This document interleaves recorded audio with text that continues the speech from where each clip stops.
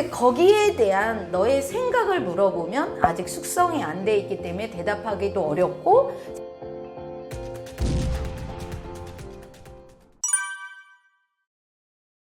독서에도 분명한 목적과 목표가 있습니다. 우리가 살아가는데 모든 행위에는 그냥 무작위로 가는 것들은 거의 없어요. 어떠한 목적과 또 목표, 그림이 분명히 있는데 대체적으로 어른에 의해서, 부모에 의해서 책이라는 독서 환경이 들어오기 때문에 엄마가 읽으라니까, 선생님이 읽고 독후감을 쓰라니까 이게 이제 목적이 돼버리고 목표가 돼버리는 거예요. 그러니까 이 아이는 어떻게 그냥 빨리 읽어버려야겠죠. 글만 읽으면 되는 거겠죠. 거기서 이제 선생님이나 엄마가 내준 과제만 하면 되는 거죠. 그래서 오늘 거 다 읽었다, 나 다 읽었다, 이렇게 이제 얘기하는 거거든요. 그래서 어렸을 때부터 책을 읽을 때 책 자체의 무게감, 책 자체의 중요성보다 책으로 들어가는 과정이 중요할 수 있어요. 이 책을 읽으면서 궁금한 것도 먼저 얘기해 볼 수도 있고,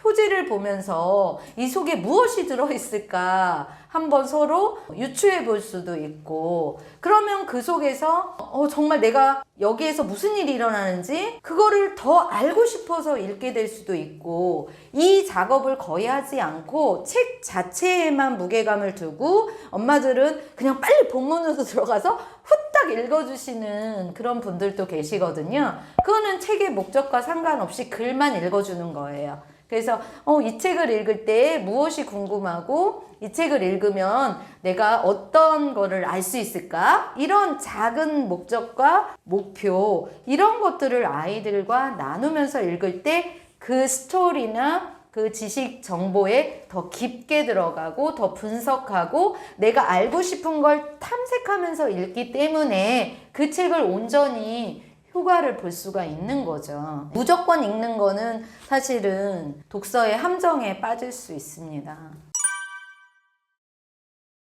사실은 책을 너무 빨리 읽는 건 문제예요. 그러니까 글만 빨리 뚝딱. 그런데 그런 줄 알고 물어봤더니 대답은 해요. 그러니까 이제 알고는 있어요. 그거는 역시 표면적인 독서예요. 근데 거기에 대한 너의 생각을 물어보면 아직 숙성이 안 돼 있기 때문에 대답하기도 어렵고, 생각이라는 걸 왜 해야 되는, 내가 읽었으면 됐지, 생각이라는 걸 왜 해야 될까? 이렇게 반문하는 아이들도 있어요. 그냥 몰라, 이렇게 치부하는 아이들도 있고, 그래서 그냥 가짜 독서가로 이렇게 로봇 증후군이라고 하죠. 글자만 따박따박 읽고 해독이나 그냥 독해 수준에 머물러 있는, 너무 빨리 읽는 방법은 안 좋다. 천천히 생각하면서, 그리고 그 책이 나에게 비추어져야 돼요. 그 책이 거울이 돼서 나에게 반영이 돼서 나에게도 있었던 일, 나의 마음에 닿는 것들이 무엇인지를 생각할 수 있어야 적용적 독서가 되거든요. 근데 그게 안 되면은 아까 말씀드린 것처럼 줄거리만 가지고 노는 그런 읽기밖에 안 되니까 나에게 큰 영향력을 발휘할 수도 없고 독이 되는 독서로 빠질 수도 있고요. 그래서 독서 이전에 이 아이의 갖고 태어난 유전적인 강점, 적성, 그리고 이 아이가 이제 점차적으로 관찰해 보면 관심 있는 분야, 이런 것들의 관찰이 먼저 일어나야 돼요. 그러면 그게 이제 쉽게 빨리빨리 나타나는 아이가 있는가 하면 잘 찾아지지 않는 아이도 있어요. 그치만 노력해야 된다는 거예요. 그 아이가 갖고 태어난 좋은 요소가 무엇인지, 그게 우리가 이 만나는 환경 속에서 어떻게 개발되고 있는지, 그리고 그것을 위해서 어떤 도움을 또다시 줄 건지, 이것들이 보이면 목표는 조금 더 선명해지고 그 선명한 속에 독서라는 컨텐츠가 도구가 될 수가 있다라는 거죠. 그러면 굉장히 그림이 분명한 독서가 일어나는데, 아주 어렸을 때는 다양한 독서로 그냥 환경인 거고, 초등학교 들어가면서부터는 조금 자기가 드러나는 시기가 오잖아요. 한 6세만 지나가도 그 이후부터는 자아가 더 성장하고 아이도 자기를 자꾸 드러내고 관계 속에서도 자기가 자꾸 나온단 말이에요. 이 자기를 만나면서 독서가 오면 이 아이가 성장하면서 본격적으로 경쟁력을 갖추는 한 가지 요소가 보이기 시작하면서 거기에 맞는 독서가 일어나니까 굉장히 분명한 목표가 있는 아이의 꿈과도 맞닥뜨리고 아이의 희망 무엇에 이제 관심사와도 맞닥뜨려서 만나는 독서가 되는 거죠.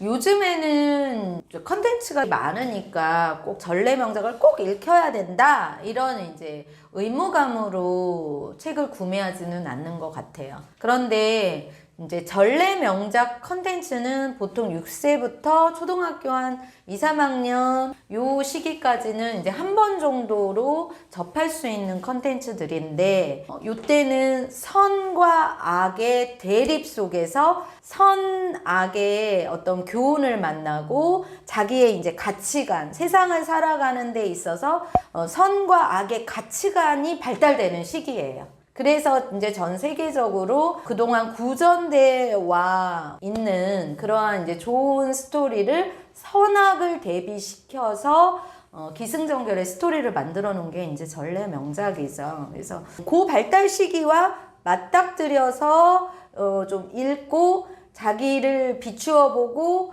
이제 관계가 본격화되는 시점이니까 그 관계 속에서 선악의 기준을 좀 자기 철학을 가져야 되는 시기니까 전래, 명작, 어린이 철학 이런 것들이 지금 한 6세부터 초등학교까지는 필요한 장르이죠.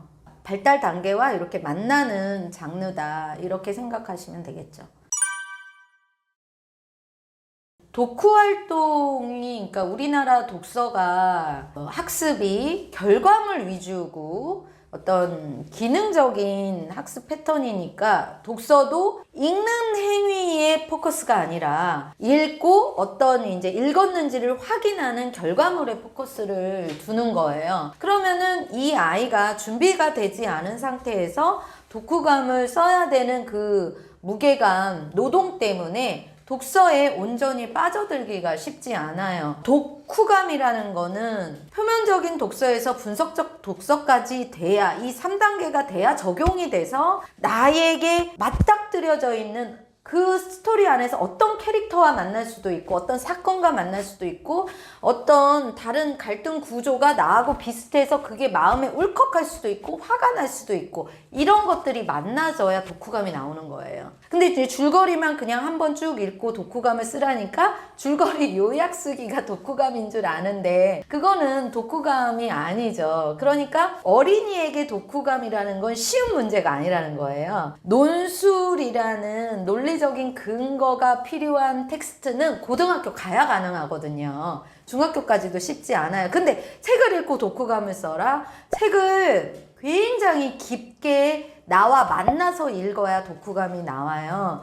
그래서 좀 가볍게 좀 그러한 과제도 사실은 이거는 이제 뭐 글쓰기에 관련된 일인데 아이들에게 쉬운 문제가 아니다라는 거를 어른들이 조금 알아주셔야 되고 그걸 독후감을 숙제로 써야 할 때는 줄거리 요약이 아니라 그 과정, 읽은 과정에서 하나라도 내가 느끼고 건지고 뭔가 만나는 지점, 그거를 찾도록 도와줘야 돼요, 외부에서. 그러니까 그 사건을, 그 캐릭터 한 명이 누군지, 인상적이었던 게 무엇인지, 이제 그거를 만나서 그것만 쓰게끔 도와줘야 된다는 얘기죠.